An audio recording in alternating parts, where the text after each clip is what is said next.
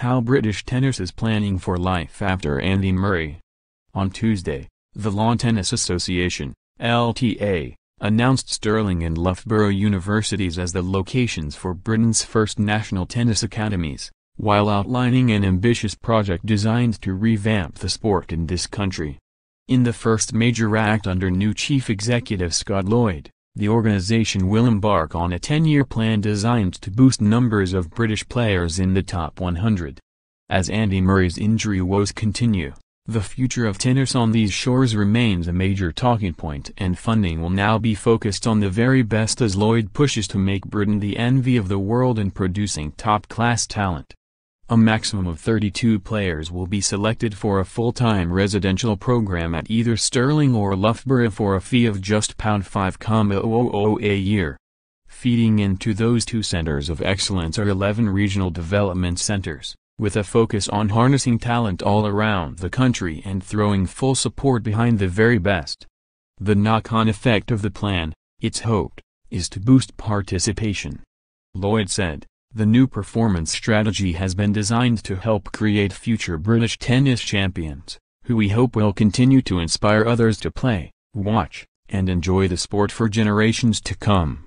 22, Johanna Kahn to 91, Heather Watson ATP 18, Kyle Edmund 79, Cameron Norrie. Currently there are just 4 players in both the ATP and WTA top 100, although Murray's absence is due to his long-term hip injury.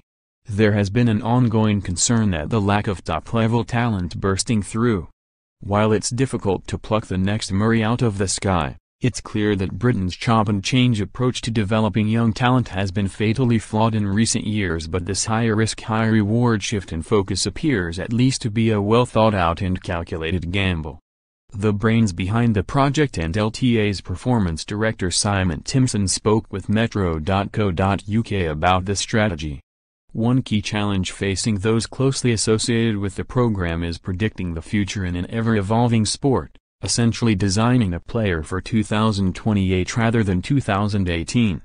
Timpson said, "If you look back to the mid-90s, we probably wouldn't have predicted the way that Roger, Federer, Rafa, Nadal, Serena, Williams, Venus, Williams, are playing now and have endured at the top of the game into their 30s. We've seen the physical capacity and physical endurance over the years as players increase out of proportion. The ability to stay relatively injury-free and successfully rehabilitate from serious injuries has changed out of all proportion to 20 years ago. As we look forward, I think we can reasonably expect the physical capacities and capabilities of players to increase. I think as we learn more and more about the psychological developments of individuals, about mental health, about personal welfare and well-being, and about the psychology of performance, we can expect the game to change. Players who come through this system will be better equipped than ever to deal with the rigors and demands they'll be better physically, better psychologically. Though some trends are easier to predict than others, Timpson is adamant British tennis will be ahead of the curve in their bid to produce the players of tomorrow. Pointing out the aging brilliance of Federer, Nadal and CO highlights one of the challenges facing Timpson's ambitious scheme. Players are peaking later and playing longer. Can a program that hopes to leave Britain with a spate of 24-year-olds in the top 100 by 2028 be successful if it's reasonable to expect it will continue to get harder for those in their early 20s to break through? Timpson continued, "Over the past 10 years, the average age at which both men and women break into the world's top 100 is somewhere between the age of 21 and 22. That trend is relatively stable.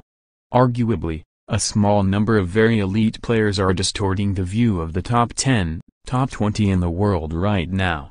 Let's assume that it creeps a bit from 21 to 23 or 24, that's still in the sweet spot of where this program will deliver. Kyle Edmund is a great example, isn't he? He's broken the top 100 as a 21-year-old, the top 20 as a 23-year-old, and on we go. You build this system around norms, but at the same time you accept there are going to be people who age and develop at different rates. But is Britain equipped with enough top-level coaches to execute the plans of the LTA's top brass? We are working on the development and implementation of a coach career pathway that will sit alongside this pathway and will mirror each bit, he added. What we want to do is develop genuine coaching expertise in this country. We want to develop British coaches with age and stage-specific expertise. What it takes to coach a high-potential young 10 or 11-year-old is quite different tactically, technically, physically, emotionally to what it takes to coach an 18-year-old who is taking their first steps on the Pro Tour and to an established 27-year-old in the top 20. We also want to create a genuine sense of belonging among the best British coaches at Pro Tour level working with elite players, so they feel a genuine sense of belonging to British tennis and to the LTA. This elite world is relatively fickle. Players have a dip in form, decide they need a different environment and coach and move on. Rather than our elite coaches going on to the next American or Colombian or Australian, we want them to come back here, share their knowledge and experience with other British coaches and players. For this to succeed, there needs to be a sense of fierce loyalty to and belief in the system. It raises the question as to whether it's better for certain coaches to stick with certain players throughout their development. The most prominent example being Nadal, who has spent virtually his whole career alongside his uncle Tony. However, Timson is sure his system will provide more holistic development for all parties. There are obvious ways for coaches to gain knowledge, experience and expertise that enables them to move up this pathway, he said. We would prefer coaches to do that through clearly defined professional routes rather than coaches who try to hang on to the coattails of a player and seeing them as their golden ticket to the opportunity to coach on the Pro Tour. They're not always necessarily equipped with the right skills and expertise required to be coaching at each stage. We want to get away from that happening and give them the opportunity to progress for the right reasons and at the right times. Collating data regarding the players themselves is also invaluable. Knowing exactly when a player slightly adjusted a forehand grip and the reasoning behind it is the sort of information that can be lost when flicking from coach to coach.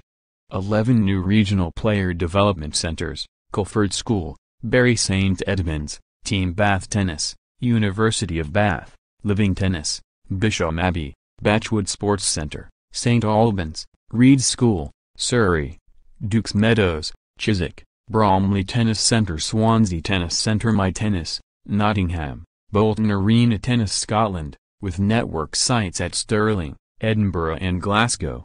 Jamie Delgado, Tim Hinman and Sam Smith to perform advisory roles. Technology is being developed to gather all the required intel on each player within the system, which will no doubt serve as a vital tool for progress. We want to have a much more evidence-based, transparent player pathway, Timson said. We're developing an app that in really simple terms would be known as the Player Passport, that will go with them at every step of that pathway. There will also be an expectation on coaches at each stage to mentor the level below and to share knowledge and experience with the coaches at the level above. That knowledge will be feeding up and down all the time. The coaches will be learning about the players coming up, so that's very much designed into the system. There are many challenges that lie ahead in what is essentially a complete overhaul of top-level British tennis, but if Timson's master plan can be brought to life, we should be in for an exciting ride. Roger Federer rates rival Rafael Nadal's chances of winning Wimbledon. Rafael Nadal explains decision to pull out of Queen's ahead of Wimbledon. Roger Federer speaks out on rival Rafael Nadal winning another French Open title.